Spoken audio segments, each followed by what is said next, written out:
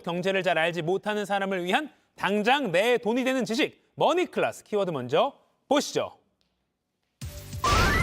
고물가의 습격, 살아남는 방법은? 작년 11월에 저희는 이 시간에 이렇게 2023년을 내핍의 시대, 즉 궁핍을 견뎌야 할 어려운 시기가 될 것이라고 예측했습니다. 그리고 석 달 넘게 지난 지금 슬프게도 이 예측은 맞아떨어지고 있습니다. 이 높은 금리와 물가 때문에 아무리 씀씀이를 줄여도 나가는 돈이 쉽게 줄지 않습니다.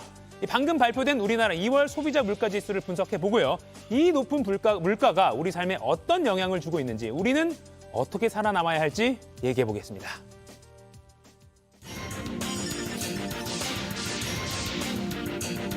경제의 빅픽처를 그려주시는 분이죠. 김광석 한양대 겸임교수와 이야기 나눠보겠습니다. 안녕하세요. 네, 안녕하세요. 자, 방금 따끈따끈하게 들어온 소식 한 30분 전에 발표가 됐는데요. 네. 2월 소비자 물가지수 발표됐는데 어떻게 좀 보십니까? 여전히 높은 물가가 지속되고 있구나. 이 4.8%라는 이 숫자는 네. 우리 목표하는 물가가 2%니까요. 2%까지 떨어져 줘야 안정적인 물가입니다.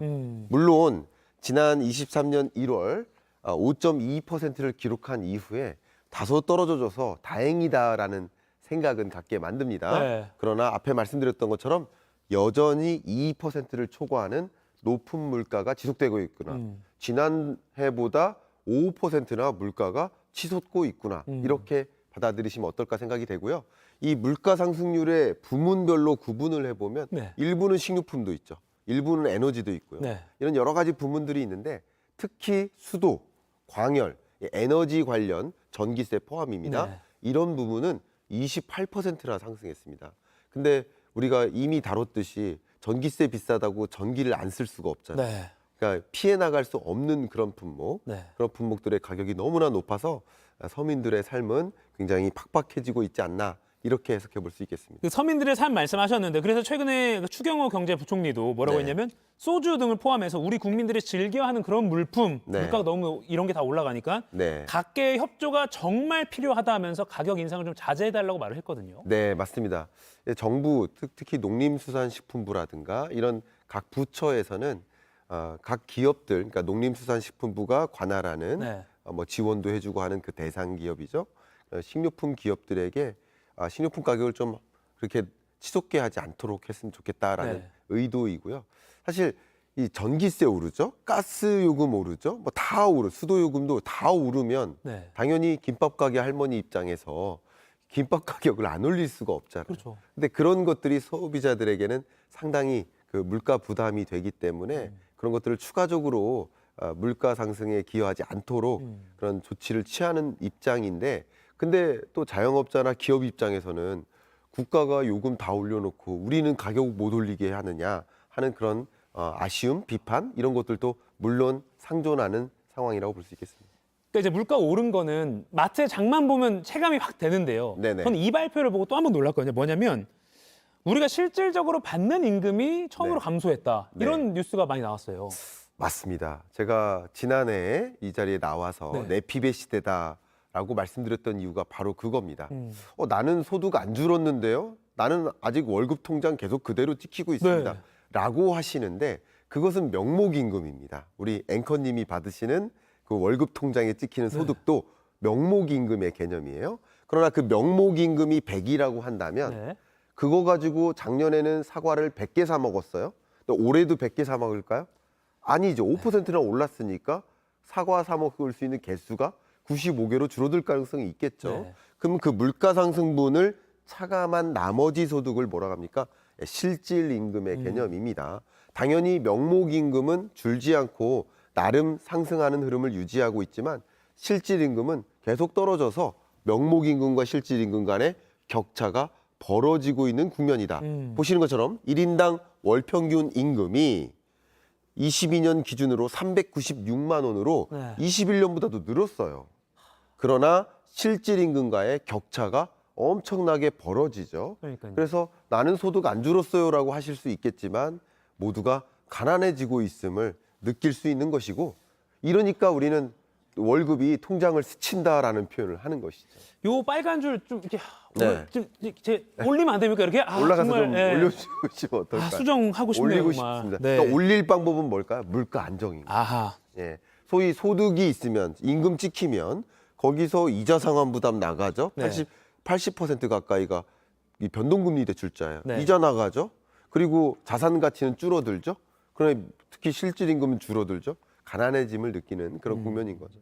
그러니까 또 지금 스태그플레이션이 이미 나왔는데 네. 물가가 오르는 것 못지않게 네. 또 경기가 침체되는 상황. 그러니까 그게 예. 복합되면 그게 제일 걱정인 상황이에요. 그게 제일 걱정이죠. 네네. 한국은행에서 이 전망치를 또 새롭게 제시를 했습니다. 네. 지난번에 소개해 드릴 때는 이 경기가 23년 상반기 1.3%로 전망했었어요. 근데 그거마저 또 꺾였습니다. 1.1%로. 이 경기는 꺾이고 고물가는 유지되죠. 4%. 네. 그렇기 때문에 상반기 이 구간은 경기 침체와 고물가가 만나는 국면. 소위 미국 같은 나라는 그래도 경기는 떠받쳐줘. 물가만 잡으면 돼. 이런 입장이니까 인플레이션 시대라고 볼 수 있겠어요. 네. 근데 우리나라는 경기 침체와 고물가가 같이 만나는 스태그플레이션 시대. 이렇게 표현해 보면 되지 않을까 생각합니다. 스태그플레이션의 우려가 거의 현실이 되고 있다라고 현실입니다. 지금 교수님 보신 거죠. 네. 자, 고금리, 고물가 시대에는 사실은 이제 예적금이 좀 안전하다라는 인식이 있었는데 네. 근데 또 물가를 생각하면 네. 은행에 돈을 넣어놓는 게 좀 오히려 손해라는 얘기도 있어요. 네. 어떻게 보세요? 그것도 역시 실질 임금의 개념입니다. 그러니까 실질 임금 앞에 말씀드렸죠. 이번에는 역시 실질 금리를 말씀드리고 네. 싶은 거예요. 그러니까 비슷한 개념인데요. 물가 상승률만큼 치솟는 게 없어요. 물가만 이렇게 5%대로 높게 치솟고 있고 금리, 저축금리나 그것도 다 밑에 있어요. 그리고 소득의 증가 속도도 그 밑에 있어요. 그러다 보니까 우리 소비자 물가 상승률은 뭐 5%대까지 찍었는데 네. 근데 예금 금리는 2.7%예요. 고작 비교한다면. 네. 그럼 이 차이를 뭐라고 합니까? 실질 금리라고 하죠. 그러니까 실질 금리는 오히려 마이너스인 거예요. 그러니까 저축을 해도 사실상은 가난해지고 있는 것인데 그렇다고 저축 이외에 딱히 특별한 방법은 없는 상황. 네. 그래서 예금 금리가 2.77이지만 소비자 물가 상승률 5.1%를 반영하면 사실상 실질 금리는 마이너스. 그러니까 저축 금리를 좀 더 올려주셔야 되지 않나 하는 아쉬움이 좀 듭니다. 네. 네. 그러네요. 그 아쉬움 모두가 지금 네. 갖고 있는 것 이 같은데요. 방송을 통해서 그런 기운을 더 만들어야 되지 않을까 네. 생각합니다. 실질, 그러니까 이제 숫자에 속으면 안 되고 진짜 이 실질을 파악하라는 게 오늘 핵심인 것 같은데 그렇습니다. 이 사실상의 내 인구도 물가 때문에 줄고 있는 셈이고 또 네. 저축하면 손해보는 것처럼 이제 네. 느껴질 수밖에 없는 그런 상황인데 맞습니다. 그러면 이렇게 모두가 가난해질 수밖에 없는 이 상황에서 네. 어떻게 살아남을 수 있을까요? 실질 금리가 네. 마이너스라고 할지라도 그렇다고 23년 이 올해만큼 저축이 유리한 때는 또 없습니다. 그래도 그렇게 보시는 게 불구하고. 좋습니다. 왜냐하면 나머지 예를 들어 주가 하락폭을 보세요. 네. 집값 하락폭을 보세요. 집값 하락률이 예를 들어서 전주 대비 마이너스 5%까지 떨어졌는데 네. 이것도 실질 가격 하락률로 계산을 한다면 마이너스 0.5가 아니라 마이너스 뭐 2.5 이렇게 될 거예요. 그런 식으로 이 물가 상승분이 너무나 높기 때문에 그걸 반영하면 나머지 모든 지표는 어둡습니다. 그런 관점에서 나의 자산을 지키는 투자 전략이 23년에 가장 어울리지 않을까. 그래서 가난함을 이겨내세요. 내 피 이겨내라라는 말씀을 던졌던 거죠. 항상 돈의 이동을 잘 관찰하라고 강조를 해오시잖아요. 네. 이 부분은 좀 어떻게 돈의 이동을 관찰하라? 어떻게 네. 좀 돈은 이동합니다. 네. 돈은 실시간으로 이동하고 있습니다. 네. 또 하나 돈은 더 높은 수익성을 찾아 실시간으로 이동하고 있는 겁니다. 네.